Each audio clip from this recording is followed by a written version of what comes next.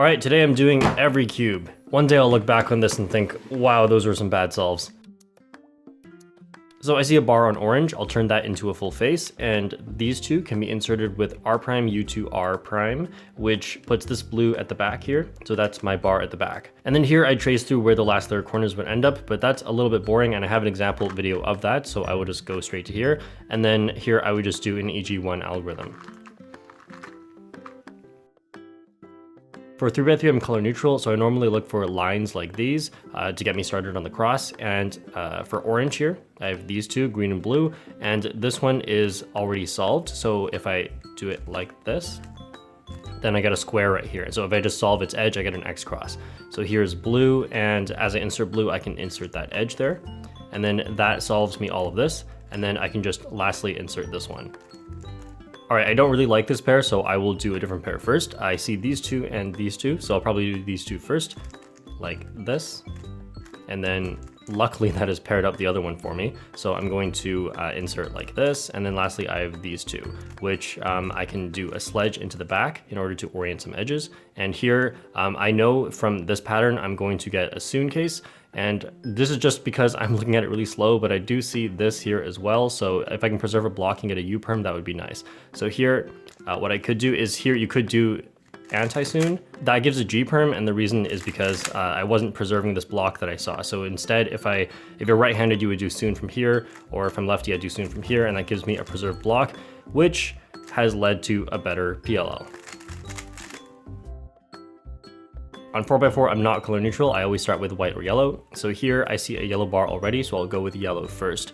And for these two, I can pair them up like this, and then insert over here. Now, before I insert, this is something I would do during inspection, but I'd figure out what's going on with the white pieces. So for this one, just before I insert, I will do U prime, and that makes sure I have a bar on top. Next, I will pair up these two and insert it up to the top. Now I'm making cross edges, and I actually make them on the right side because I do everything lefty. So I'm just gonna mirror the video right here. Because it's mirrored, the color scheme is wrong, but it's going to make more sense than if I use the wrong side. Okay, so here I have blues, and I see the reds here as well. So pair up blue, and I knew the red one was on the right side when it left, so I'll put this one on this side. Sorry, my right and left are switched for you. So like that, and then I have green here, green here. And lastly, I'm going to actually make the last orange one because I know that for me, it's a little bit faster if I just do this and then make half a center and just connect them. And then now from here, if I don't touch this center from this side, let's just finish off the green center, then I can just have this saved. And this has been faster for me. I can't use the half centers technique if I do this, but I found that one center at a time is good enough for me. All right, then I have this and this. I didn't see what the last orange one was, so I'll just insert this one, and then last orange was over here. So I'll pair them all up like this, and then blue right here. Then lastly, I will just insert this cross edge. All right, now at 3-2-3 edge pairing, if I notice I've skipped one edge, then I will just slice like that and then say this is my first edge solved. This is just done, and now I need blue-orange so to be right there, so that's right here. And then I need yellow-green to go in the back there. So that's this one over here, and then unslice. Now I use this one over here, so yellow-red. I will put yellow-red over here, slice, and put red-blue down here because red-blue just left. And lastly, I have a 2 edge case. So I can just put this one here, slice, flip, and slice. Now the rest is just 3x3 stage, but we'll see if anything interesting shows up along the way. Okay, no parity, so that's not very interesting. And okay, so here I have parity. Normally I would just look at two sides. For me, this looks like an A-perm, so this is how I recognize this is either A-perm without parity, in which case I look here, and if there's a block, I'll do A-perm. But since there's no block, A-perm with parity, what I do is R-perm first, and then that leaves me with opposite parity. On 5x5, I am color neutral because it means I can start with any center, which is usually a good idea. Here I notice I have a bunch of bars already, so actually there's a lot of colors I could use, but I'm just gonna go with green. And so here I have this and this. I'll actually just use these two later. So I can see that this one goes with these two, so I can pair them up like this, and then insert it down here. Next, pair up all of these, and insert it up. Now, before I insert up, I just want to make sure that what I'm doing with the blue center is something that's to my advantage. So right here, if I just do something like this, then I actually get this nice shape, which means I can connect this with an edge center and this one with an edge center, and that makes my 2x2x3. Next, this, and insert it up to the top. So next I'm gonna do cross edges, and so again, everything's gonna be mirrored now. I have my whites here and red. I'm just gonna do red first, like that. Insert, and next I have white here and white here. And just remember the color scheme is gonna be wrong because everything's mirrored. Next is orange. And lastly is yellow, these. And then, oh, nice, it was connected to a bar. So I always want to connect it to a bar and just make sure, same thing as 4x4, that I don't disturb it and I can insert it later.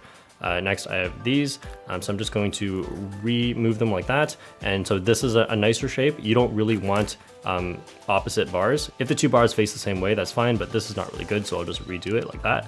And then I can do this, and that solves the T while also giving me this shape.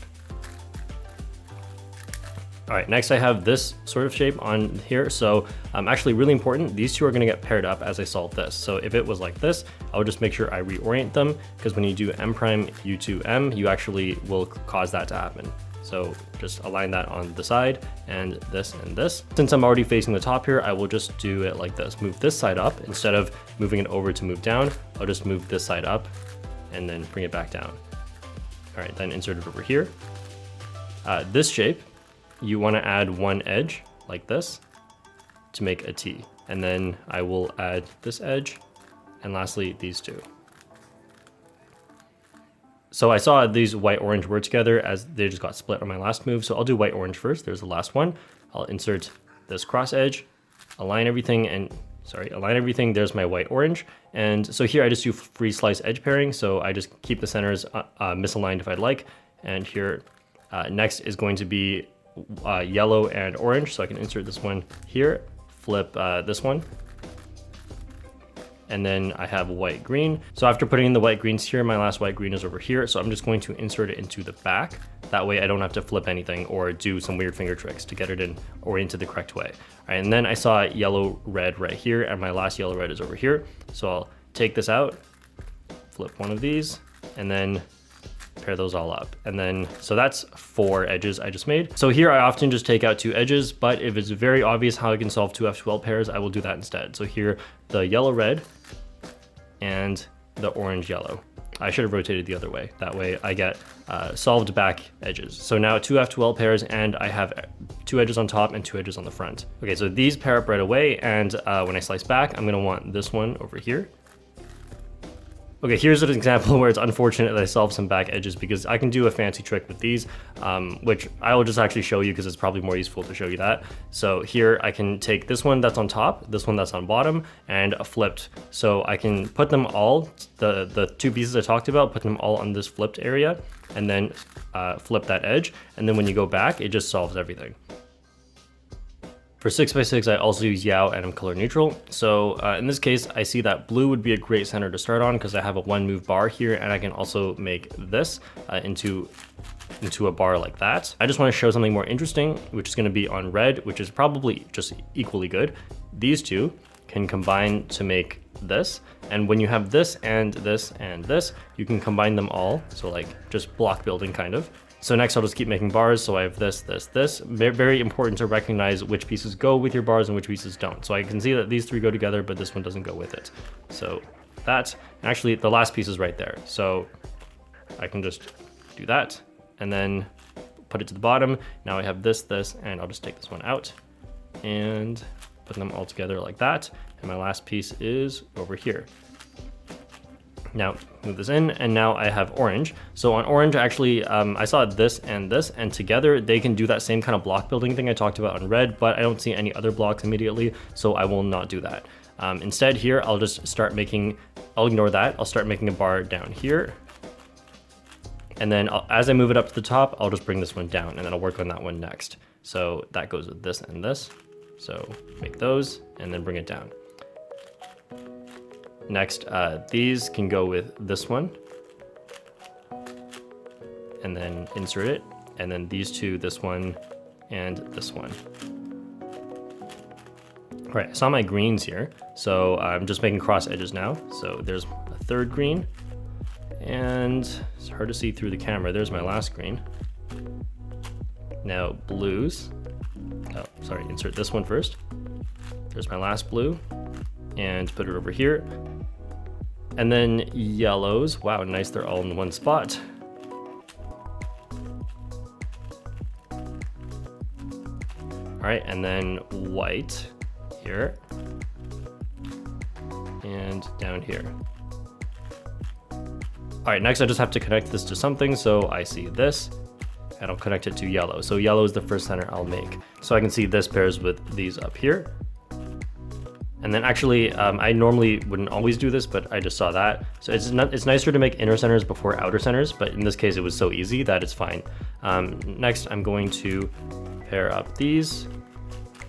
And then I have this one and this one. So let me just actually remove this one. And then that didn't feel the most efficient, but oh well. All right, and then knowing my color scheme, after yellow is going to be green here, which is wrong, of course, because it is mirrored for you guys. So that right there, and then here I have these two pieces. I can't ignore them for now and just make sure they come out as I insert the other one.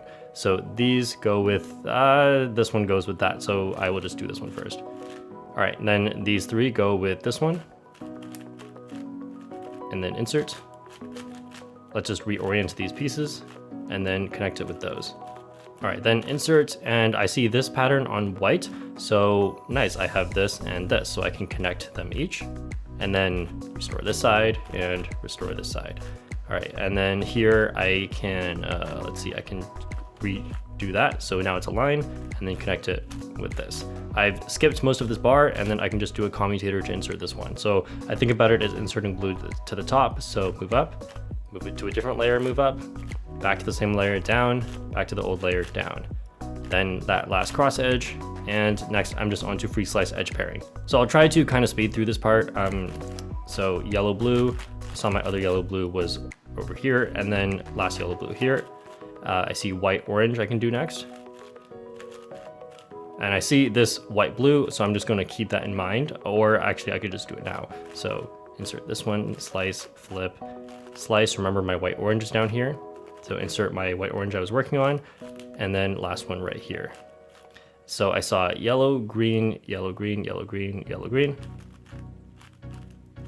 And then here, so flip and insert. Next, I will realign all of the centers and oops. Now I'm going to, if I see easy stuff like this, I'll do it first. But first what I'm gonna just do is insert solved and insert solved into the back. That was an easy F12 pair. And then now I'm just gonna do easy stuff if I see it, or do 4x4 edges first. So in this case, I'm just gonna solve this one, which also puts these two together. So I will do that, slice, flip, slice, and that puts these two together while solving this. Next, I'm just gonna do some 4x4. So that is the inner edges. So I will do orange, blue, like that, and then get the white green over here. So I slice back to solve it. Now the inner 4x4 edges are solved, and these are just now like 5x5 edges. So I can flip this one, solve that, and then there we go. Now I have a 5x5 last two edges case. I'm just gonna assume there's no parity and just do that algorithm I know for 5x5 last two edges. Solve the cross, and next I will just go into F2L. All right, so for centers, I have some pretty good options here. I have two almost made bars on white, and I always have a little bias for inner bars. So yellow has this inner bar almost done. Just taking a look at the rest of yellow, and it's okay. If someone picked yellow here, I wouldn't argue with them, but I'm just gonna pick white. So I'm just going to make part of that inner bar here. And as I do the rest, I just wanna make sure if it's in a real solve, I look ahead to the rest of my inner bars. But here, I'm just going to get that out of the way and make this here. And then I can make this, or actually I'm just gonna finish off the inner bar here. So I have this piece and my last piece is over there. All right, and then I can connect this one, and here I wanna connect this piece over here and then insert. All right, next making outer bars. Wow, that's lucky. Then I have this and just move this one, and my last piece is up here. And there we go. So next I'm making yellow, and I see a really easy outer bar, so why not make that first? Next, if convenient, then I want to try and make an inner bar. So this one in the middle. So I see these two pieces go for, yeah, this was too obvious. So I'm going to do that first, move it up to the top. Now I will make the inner bar. So actually all of these plus this one. So I'll just reorient that one and then move these up to the top. And this outer bar is looking quite obvious. So I'll do that one next. It comes with this piece and this one over here. So notice how I switched to D moves so I can easily see the top here. All right, then move this up to the top with a double layer move so that I can get that one back down. And then next I'm going to combine those. I'll worry about this in a sec. So get these and then like that. Then move it up to the top. Since I use the Yao method at this point, I would start making cross edges, but in this case, I'm just going to go on to the next center because I already showed how cross edges work on 6x6. There's my inner bar for blue. This can combine up here and this one. So I'll just keep in mind that I have 3 pieces of a bar here and I will do that one next. So as I insert this blue, I know my pieces are mostly not here, so I want to see the back, so I'll rotate as I look. So this piece, let's actually insert this one first. That brought this bar down, but that's okay. I'll move this one down. And then just get these both up to the top. Move this out of the way because I want to preserve that. And then next, get these two. And then where's my other corner? I can use one of these corners because this one's a little inconvenient. All right, then here, for this, I could fix this right away, or I could just put this one in and do a double move. And that makes this a really convenient fix, like that. And then attach this one. And then here, wow. So this is like a T for 5x5. Make sure you use it like that. So I can take one of these pieces to insert at the intersection, and that makes a double bar right away. That was pretty lucky. So I want to make this inner bar first because I don't like having to save that for the end. So I'm just going to do that first. And these 2 pieces, insert that in, and then put this one over here. All right, next, my next inner bar needs pieces from here. So I will just take that out and I want to use this one as well. And then these 2, so up and then move them in and oops, go back down. Then I'll insert these 2 with a slice move. That way these stay here. And next I have this one. This feels very inefficient. This one. And then here, I kind of like what's going on here. So I'm going to, instead of inserting with a single move there, that kind of breaks some of it. I'm just going to hope I get lucky and move this one in from the other side instead. And hope I can insert something nice there, which is going to, it's not looking so good. So I was hoping for like a little 3x1 somewhere up here that I can just insert down here. And that way I'm only missing one piece of this whole block. Unfortunately, that didn't happen. So I'm just going to treat them as bars then. So you can always default back to bars, but it's nice to see if you get lucky. So I'll insert this one into here. And then I can take this and this. So move them a little bit around and then put them together, insert it over here. Then I want this inner bar first. So like, actually I'll do a slice move because this piece is already there. And then insert. Next I want to pair this corner with these 2. And I'll just move it to the other side first before I insert. That way I can get this piece with M prime U2 M, and then I can insert it down here and do a commutator to solve this one.